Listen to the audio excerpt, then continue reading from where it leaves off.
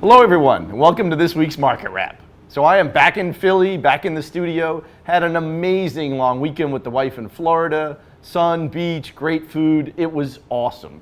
And now, I know I haven't talked about the Giants for a while, but we have the NFL draft. I'm hoping for a wide receiver, maybe Jalen Waddle, maybe Devonta Smith. We need a breakout receiver for Daniel Jones. Can't wait till tomorrow night to watch it.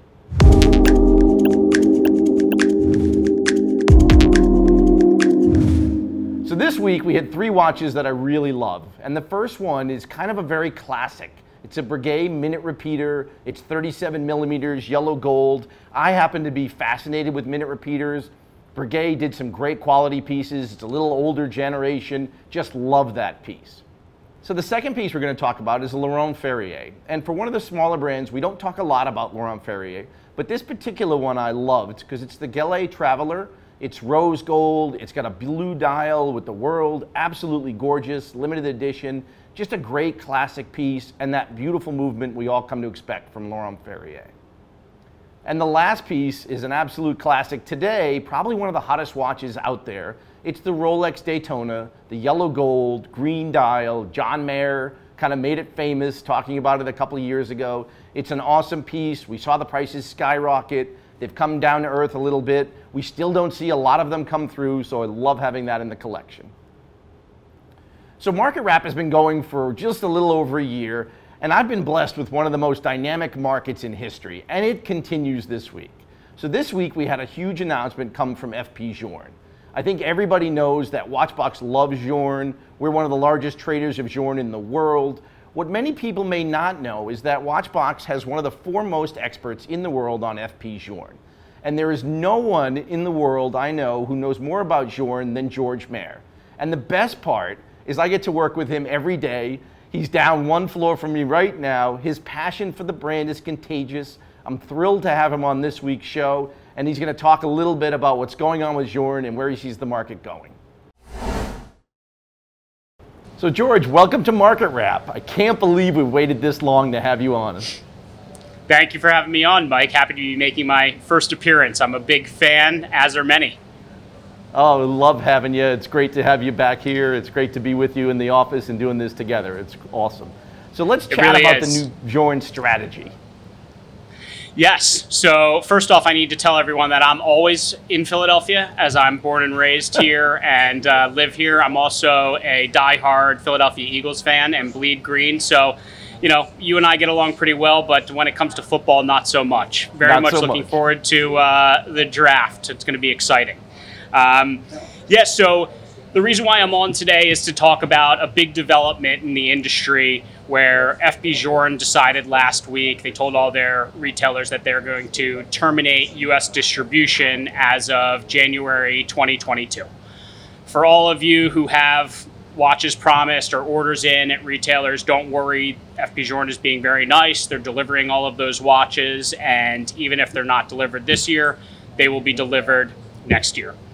This is a U.S. decision. All other retailers around the world will remain open moving forward for the time being. That includes Canada.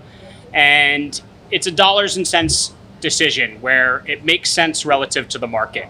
The fact of the matter is they can sell all of the watches that they receive out of their New York, LA, and Miami boutiques. And for that reason, why wholesale to retailers? I mean, the fact is, when it comes to the market, we at WatchBox would buy any brand new watch from the boutique for over the retail price. So this is an overlying trend that has been happening in the industry and developing over the course of the last several years. AP was the first big player to make the move. They make 40,000 watches a year, so they're much bigger than Journe, who only makes 900. I think Journe's going to have no issue selling those watches. Maybe it ends up being that they're boutique only on a global level. But it's interesting seeing how a lot of those brands, whether it be AP, Richemont, with a bunch of their brands now trying to go to the boutique model, they're selling watches on their e-boutiques. The two big juggernauts in the industry, Patek and Rolex, are staying the course, and they're the consummate partners to third-party retailers, and those brands are doing pretty well too. So while we're in the middle of a bull market that this watch industry's probably never seen before. You really are being successful no matter what you're doing. It will be interesting to see what happens moving forward and when we eventually have a downturn, but there's different ways to skin the cat, and this is the decision that FP has decided to take, and I think the brand will remain successful and the market will remain extremely strong and may even get stronger as a result of this decision. Well, that's perfect, because that leads me right into my next question was, this is obviously a change in strategy. How do you think it will affect the market, both new and especially on pre-owned, where obviously, we're very active? Well, how can it hurt it, right? I mean, every watch, I don't think retailers were discounting at this point, but every watch is going to enter the market at retail. And on top of that, they're limiting consumers to 2 watches a year. And they are very diligent when it comes to knowing who they are selling their watches to. So it's going to be hard for the consumer to buy watches. I mean, frankly, it's that way for all brands now, which is kind of disappointing. I mean, look, you want to buy a Royal Oak, you go to an AP boutique, buy a code 1159 before you have a chance of buying a Royal Oak. I mean, that's basically public knowledge for those who are in the know. So as the supply becomes tighter, how would they not be worth more? I mean, the demand is stronger than ever. We've seen that. And it certainly won't hurt, that's for sure. I think you're exactly right, and honestly, one of my best clients, was in New York City, stopped by the boutique, and literally was told there was nothing available for this year in any model, which is an amazing situation. I think the market is obviously driving this decision as well. And I think, going forward, I know you touched on it, but, I think we've talked about this on Market Wrap a couple of times, where I do think we might see smaller brands kind of eliminating the need for a retail market. Do you think you'll see that continue over the next year or two as well? I do. I hear, Groenfeld's oversold, Romain Gautier's oversold. It makes sense. I mean, we're talking 40 watches a year, 80 watches a year. If Journe can do it at 900, as the demand for independent watch brands continues and increases, I do think that you're eventually going to see brands go direct, the smaller brands. I mean, if AP can do it with 40,000 watches, these brands that are making less than 1,000 should be able to do it themselves. I think you're right on. I think now my next question, or my last question, is kind of, so I know you're the most passionate Journe guy I've ever met. You have as much knowledge as anywhere. Where do you see us taking the brand over the next year or two? And I know it's an important part for WatchBox, but I know also your passion. Where do you see it going in the next year or two? I'll always love the brand. I've had many special memories. I've had a bunch of great relationships as a result of the brand. And when you speak of a Journe collector, the passion resonates. And I think more and more people are gravitating to the brand as a result of that. And I think that you're just going to see more and more people want to be a part of that Journe family. And so I think that it's going to continue to go up. And we're at the middle of the market. We're more or less the global exchange, as we have a very large inventory. We're constantly buying, we're constantly selling. If you want to remain in the know and what's going on from our side here at WatchBox, you should definitely pay attention.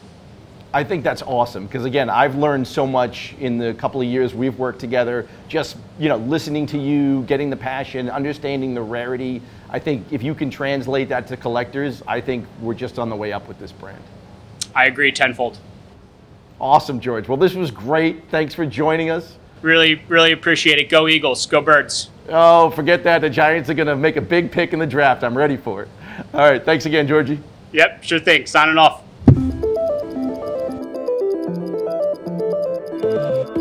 So today we have a new section on the show, Manjos' Value Plays. Now, we've seen the market take off almost across the board. But when you look really deep in the market, there are a few things that I feel are overlooked, that might sit for a little longer than I expect, that represent just a great value in the market, maybe because they're just a touch out of fashion with what's going on today. So the first piece we're going to talk about is the Longa 1 Tourbillon Perpetual. This is an amazingly complex watch. New, it retailed well over $300,000. It's 41.9 millimeters, has a solid silver dial. The hands are pink gold. It's super rare. They made maybe a couple of hundred. It's a great value in today's market. We're seeing the new introduction piece of just the Perpetual come out in the low hundreds. This is a piece that you can buy in the high hundreds, just an amazing value in my opinion, and a super rare Longa, my favorite brand. Now, the second piece we're going to talk about is a Girard-Perregaux. And again, Girard-Perregaux is an older brand that we don't talk about a lot because it's not the hot brands out there. Now, this particular piece is a 46 millimeter titanium constant force escapement, has a linear power reserve of 6 days, has an original retail of $96,000, and at sub $40,000, I think it's an amazing value. If it said AP instead of GP, it would be a six-figure watch easily. The last piece we're going to talk about is a Patek Philippe, and a Patek Philippe 5078P. This is now, we're talking an enamel dial Patek Philippe minute repeater. To me, a minute repeater is the ultimate complication. Now you take that and it's a minute repeater from Patek Philippe. Now we take that and put an enamel dial on it. Now we make it platinum. Now it's also sealed. This is just an incredible watch. I know it's not steel. Dress watches are not the hottest thing in fashion today. Everybody's chasing Nautiluses. But this is an incredibly classic 38 millimeter discontinued Patek. That's a minute repeater, might be the ultimate overlooked piece on our site. So that was this week's Market Wrap. Hope to see you next week.